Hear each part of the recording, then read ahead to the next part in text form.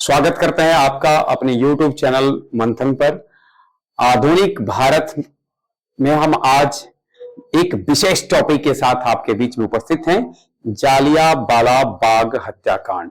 जो ही जालियांवाला बाग हत्याकांड स्मरण में आता है, एक तिथि याद आती है 13 अप्रैल 1919 की।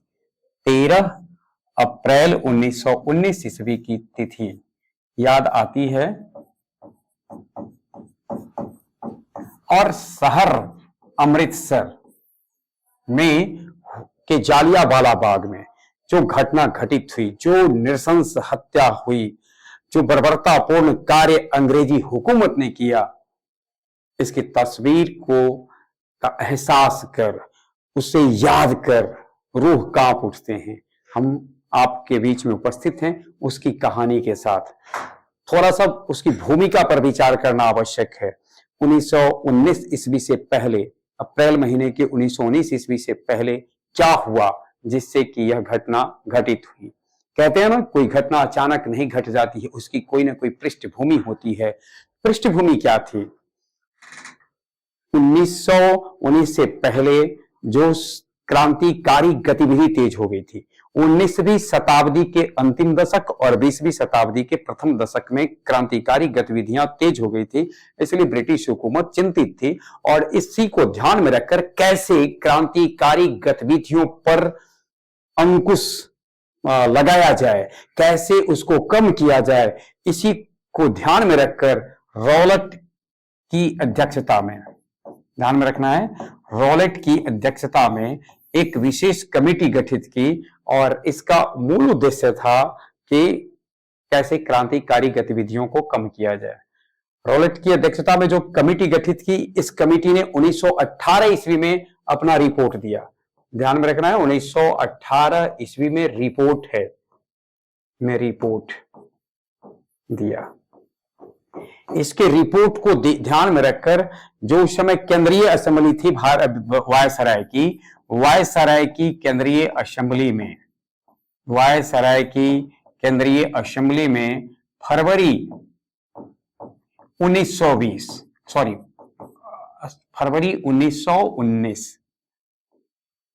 ध्यान में रखना है हमको, फरवरी 1919 में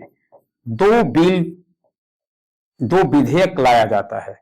दो विधेयक सदन के असेंबली के पटल पर रखा जाता है। इसी दोनों बिल को, दो बिल रखा जाता है, इस दोनों बिल को हम लोग रॉलेट विधेयक के नाम से जानते हैं। भारतीयों ने इसका विरोध किया। तर्क ही कुछ इस तरीके का था जैसे कि विरोध किया गया। जहां एक तरफ ब्रिटिश सरकार का तर्क था कि यह आतंकवादी अपराध अधिनियम है, भारतीयों ने कहा कि नहीं, यह काला कानून है। क्यों काला कानून कहा? क्योंकि उस विधेयक की जो शर्त थी उसके अनुसार था कि जो भी भारतीय हैं, यानी संदेह के आधार पर ब्रिटिश मजिस्ट्रेट किसी को भी अरेस्ट कर सकता था, संदेह के आधार पर अरेस्ट कर सकता था, गिरफ्तारी हो सकती थी। और बंदी प्रत्यक्षीकरण के तहत क्या है, जब आप किसी को अरेस्ट करते हैं, कैदी को यह अधिकार दिया जाता है कि वह कटघरे में अपनी सफाई दे। उस पे जो आरोप हैं इसके ऊपर उसको अपनी सफाई रखने का अवसर दिया जाता है। लेकिन रॉलेट कानून ने कैदी को, बंदी बनाए व्यक्ति को इस अधिकार से वंचित कर दिया था। इसका नाम ही था बिना अपील, बिना वकील, बिना दलील, नो अपील, नो वकील, नो दलील। इसलिए भारतीयों ने विरोध किया। तमाम विरोध के बाद भी 8 मार्च, अंतर्राष्ट्रीय महिला दिवस जिस दिन हम मनाते हैं, 8 मार्च 1919 ईस्वी को यह विधेयक पारित हो गया। तो अब आपसे पूछा जाए कि रॉलेट विधेयक कब लाया गया, रॉलेट बिल, तो फरवरी 1919 ईस्वी में। रॉलेट ने रिपोर्ट कब दिया? 1918 ईस्वी में। रॉलेट कमेटी ने अपना रिपोर्ट कब दिया? तो 1918 ईस्वी में। सदन विधानसभा के यानी केंद्रीय असेंबली के पटल पर जब वो लाया गया था विधेयक, तो महीना था, वर्ष फरवरी का 1919 का वर्ष था। और वहीं 8 मार्च 1919 ईस्वी को यह एक्ट बनकर, अधिनियम बनकर पारित हो जाता है। फिर क्या था? भारतीयों ने विरोध किया। हालांकि विरोध असेंबली में भी भारतीय सदस्यों द्वारा किया गया था। फिर भारत के विरोध जमीन पर आ जाते हैं, संघर्ष की कहानी शुरू होती है। गांधी जी उस समय भारत की राजनीति में सक्रिय हो चुके थे और 6 अप्रैल को, ध्यान में रखना है, 6 अप्रैल को देशव्यापी, 6 अप्रैल 1919 ईस्वी को देशव्यापी बंद रखा जाता है। 6 अप्रैल 1919 ईस्वी को यह पृष्ठभूमि देशव्यापी बंद, हड़ताल, देशव्यापी हड़ताल का आह्वान। अगर आपसे पूछा जाए देशव्यापी हड़ताल का आह्वान किसने किया था 6 अप्रैल 1919, तो महात्मा गांधी ने। इनके आह्वान पर बंद की हो जाए तो इसका बहुत बड़ा असर होता है, देश भर में हड़ताल आयोजित होते हैं। इस हड़ताल को दिल्ली में नेतृत्व किया स्वामी श्रद्धानंद ने। दिल्ली का स्वामी श्रद्धानंद जी ने इसका नेतृत्व किया और गांधी जी को दिल्ली आमंत्रित भी किया। गांधी जी दिल्ली की ओर गए और गांधी जी ने सत्याग्रह सभा की एक स्थापना की। सत्याग्रह सभा नाम से ही स्पष्ट है, सत्याग्रह सभा में ये जो विधेयक था आग्रह पूर्वक इसका विरोध करना था। गांधी जी के अलावे इसमें स्वामी श्रद्धानंद जी, सतपाल थे, लालदास थे, द्वारकादास थे, शंकरलाल, बैंकर उमर सोमानी और बीजी हार्मिन। एक नजर इस पे आप डाल दे सकते हैं, ये सत्याग्रह के सदस्य थे। गांधी जी को 8 अप्रैल को, ध्यान में रखना है, 6 अप्रैल को देशव्यापी हड़ताल और गांधी जी की गिरफ्तारी होती है 8 अप्रैल को। 8 अप्रैल को गांधी जी गिरफ्तार कर लिए जाते हैं हरियाणा के पलवल में। कहां गिरफ्तारी होती है? पलवल। कहां है? हरियाणा में। तो इस प्रकार से गांधी जी अरेस्ट हो जाते हैं। इसके बाद आगे वहां क्या हो रहा है, ये तो मैंने आपको कहानी बताया कि ये कहानी थी रॉलेट कानून की। आगे क्या होता है पंजाब में सतपाल और किचलू, सतपाल और किचलू पंजाब के बड़े लोकप्रिय नेता हैं, डॉक्टर सतपाल और डॉक्टर किचलू। उनकी गिरफ्तारी हो जाती है। उनके गिरफ्तारी के विरोध में शांतिपूर्ण प्रदर्शन हो रहे थे। भीड़ को नियंत्रित करने की कोशिश पुलिस करती है। भीड़ जब नियंत्रित नहीं होती है तो गोली चलाई जाती है। गोली चलने में 2 लोगों की मौत हो जाती है। फिर भीड़ ने आक्रोशित होकर 5 श्वेतों की, 5 अंग्रेजों की हत्या कर दिया। अब क्या था, सारा माहौल गर्म हो जाता है। ऐसी स्थिति में जब पंजाब में ये जो गर्माहट बढ़ते जा रही थी, इसको देख करके पंजाब के तत्कालीन गवर्नर, कह लें पंजाब के जो गवर्नर थे, पंजाब के गवर्नर उस समय थे माइकल ओडायर। पंजाब के गवर्नर थे माइकल ओडायर। माइकल ओडायर ने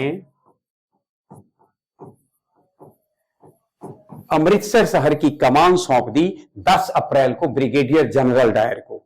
10 अप्रैल को ब्रिगेडियर जनरल डायर ने कमान संभालते ही 12 अप्रैल से गिरफ्तारी तेज कर दी। कई लोगों को गिरफ्तार किया गया। 13 अप्रैल को सभा आयोजित होनी थी जालियांवाला बाग में। जालियांवाला बाग 3 तरफ से, अमृतसर में स्थित यह बाग 3 तरफ से बड़े बड़े मकानों से घिरा है और मुख्य द्वार बहुत छोटा, एक छोटा सा संकीर्ण जगह था। उसमें 13 अप्रैल को बैसाखी के दिन, फसल कटाई का त्योहार होता है बैसाखी, और इस दिन सभा आयोजित की गई थी। हालांकि समय रखा गया 4:30 बजे। 20,000 लोग लगभग उस सभा में इकट्ठे हो गए। थोड़ा पीछे चलते हैं। जनरल डायर ने क्या किया? जनरल डायर ने पहले से ही सभा को अवैधानिक कह दिया। उसने सभा को पहले से ही कहा कि यह किसी तरह की विधान पूर्वक, विधि पूर्वक की सभा नहीं है, वो अवैधानिक सभा है। और जो ही जब उसे सूचना मिलती है कि सभा फिर भी आयोजित हुई है, तो एक सैनिक टुकड़ी के साथ जनरल डायर पहुंच जाता है जालियांवाला बाग में। और जालियांवाला बाग का जो मुख्य द्वार है, मैंने जिक्र किया 3 तरफ से वह घिरा हुआ है, मकान है, बड़े बड़े ऊंचे बिल्डिंग, और उसमें एक कुआं भी है। और मुख्य द्वार पर ही खड़ा होकर 3 मिनट में बाग खाली करने का आदेश देता है। कहते हैं उस समय सभा को हंसराज संबोधित कर रहा था। और बाद में पता चलता है कि हंसराज की मतलब वह हंसराज जो है वह जनरल डायर से मिला हुआ था, यानी मिली भगत थी हंसराज की। 3 मिनट से पहले ही, 3 मिनट का जो समय दिया गया, इतना भी नहीं सोचा गया और 3 मिनट भी नहीं बीते थे कि डायर ने फायरिंग शुरू कर दी। आक्रोश तो था ही, कुछ ही दिन पहले 5 श्वेत की हत्या हुई थी। अब इस का एक रिएक्शन कह लें, प्रतिशोध में आकर के हो या जो भी हो, शुरू कर दिया, पुलिस फायरिंग शुरू होती है। फिर क्या था, चित्कार से, आह से, बस आवाज से, चित्कार से पूरा आकाश गूंज उठता है, अफरा तफरी की स्थिति होती है। और एक आंकड़ा बताता है कि इसमें कुल 1650 राउंड गोली चली थी। ध्यान में रखना है, 1650 राउंड गोली चली 303 की, 303 की 1650 राउंड गोलियों में हुआ क्या, लगभग 1000 लोग मारे गए और लगभग 3000 लोग घायल हुए। लेकिन सरकारी आंकड़े बताते हैं कि केवल 379 लोग मारे गए थे और 1200 घायल हुए थे। एक बात और ध्यान में रखना है कि बहुत सारे लोग जो जान बचाने के लिए कुएं में कूद गए कि किसी तरीके से जान बचाया जाए, परंतु कुएं में कूदने से, कुएं में गिरने से भी बहुत लोगों की मौत हो गई। इसमें यानी लाशों की इस ढेर में वह बगीचा देखते ही देखते लाल रंग से सिंचित हो जाएगा कह सकते हैं। और लाशों की ढेर पर एक बच्चा उस समय बच जाता है, जिसकी कहानी हम आपको बाद में कहेंगे, और कालांतर में उसने भी उसका बदला लिया। तो इस प्रकार से जनरल डायर ने जिस कार्य को अंजाम दिया, इसकी भर्त्सना की गई। एक अंग्रेज C.F. एंड्रूज, जिन्हें दीनबंधु कहते हैं के नाम से भी जाना जाता है, उन्होंने इसे जानबूझकर की गई क्रूर हत्या कही। उन दिनों भारत का वायसराय था चेम्सफोर्ड, और भारत का ध्यान में रखना है, चेम्सफोर्ड भारत का वायसराय था। अगर पूछा जाए कि किसके समय में, किस वायसराय के समय में जालियांवाला बाग कांड हुआ था, तो उस चेम्सफोर्ड था। और मॉन्टेग्यू भारत सचिव थे। मॉन्टेग्यू ने आरंभ में तो जनरल डायर की निंदा की, लेकिन बाद में चल करके उन्होंने जनरल डायर की प्रशंसा की थी। तो जो भी हो, स्थिति काफी तनावपूर्ण हो गया। 15 अप्रैल को क्या किया जाता है, पंजाब के बहुत सारे जगहों पर जो है सो मार्शल लॉ लागू कर दिया जाता है। विरोध शुरू हो जाते हैं केंद्रीय असेंबली से, वायसराय की केंद्रीय असेंबली से। शंकर नायर, ध्यान में रखेंगे, पूछा जाता है, कई बार क्वेश्चन पूछा गया है कि किस व्यक्ति ने केंद्रीय असेंबली से जालियांवाला बाग कांड के बाद अपना इस्तीफा दिया था। शंकर नायर, केंद्रीय असेंबली से इस्तीफा। वहीं अपनी सर की उपाधि त्याग दी। किसने? ये केंद्रीय असेंबली से इस्तीफा था, से त्याग पत्र, त्याग। और वही रविन्द्रनाथ टैगोर ने उनको जो सर की उपाधि दी गई थी उसको उन्होंने त्याग दिया, और उपाधि त्यागते उन्होंने कहा था कि मैं बिना किसी उपाधि के भारतीयों के साथ हूं। वही अब देखते हैं हम आगे का क्या होता है। आगे इस हत्याकांड की जांच के लिए, एक भारत को दिखाने के लिए, भारतीय लोगों को थोड़ा सा शांत करने के लिए, कहा जा सकता है कि कहते हैं ना, बस एक बस दिखावा के हेतु एक समिति गठित की जाती है जांच के लिए अंग्रेजी सरकार द्वारा, और वो समिति है हंटर समिति। ध्यान में रखना है, पूछा जाता है कि जालियांवाला बाग हत्याकांड की जांच के लिए अंग्रेजी हुकूमत के द्वारा किस समिति का गठन किया गया? हंटर समिति। एक नजर डालिए हंटर समिति पर। हंटर समिति में 8 सदस्य हैं। 8 सदस्य में 5 अंग्रेज हैं और 3 भारतीय हैं। 5 अंग्रेज हंटर की अध्यक्षता में, इसलिए इसका नाम हंटर समिति है। सर जॉर्ज रैकिंग जस्टिस थे, WF Rice, general sir George Barrow और टॉमस स्मिथ। और 3 भारतीय की जब बारी आएगी, चिमन तलवार, साहबजादा सुल्तान अहमद और जगत नारायण। इस तरीके से 8 सदस्यीय समिति इस प्रकार की थी। समिति ने बहुत लिपापोती कर दी। समिति ने सारे माइकल ओडायर को तो क्लीन चिट दे दिया। माइकल ओडायर जो पंजाब का उस समय गवर्नर था, उसको क्लीन चिट दे दिया, और जनरल डायर को उसने जो है सो उसके बाद क्या कहा कि सारा थोप दिया गया जनरल डायर पर। और कई लोगों ने कहा कि अच्छा ही क्या, अब जनरल डायर के संदर्भ में ब्रिटिश अखबारों में क्या लिखा जाता है, ये ब्रिटिश अखबार की पंक्ति है, ब्रिटिश साम्राज्य का रक्षक। वहीं वहां की जो हाउस ऑफ लॉर्ड्स है, उसमें कहा गया कि ब्रिटिश साम्राज्य का सिर। तो एक तरफ सोचने वाली बात है कि उसको सब कुछ कहा जाता है कि उसने गलत किया, लेकिन फिर भी एक बात कहा जाता है कि उसने भावना को समझा नहीं, यानी स्थिति को समझा नहीं, परंतु जो कुछ किया कर्तव्य निष्ठा से किया। तो बड़े परस्पर विरोधाभासी बात कहे गए हैं। वही भारतीय राष्ट्रीय कांग्रेस को इससे दिलचस्पी मतलब संतुष्टि नहीं थी, इसलिए उन्होंने मदन मोहन मालवीय की अध्यक्षता में भारतीय राष्ट्रीय कांग्रेस के द्वारा 5 सदस्यीय समिति गठित की जाती है। मदन मोहन मालवीय की अध्यक्षता में पंडित मोतीलाल नेहरू, गांधी जी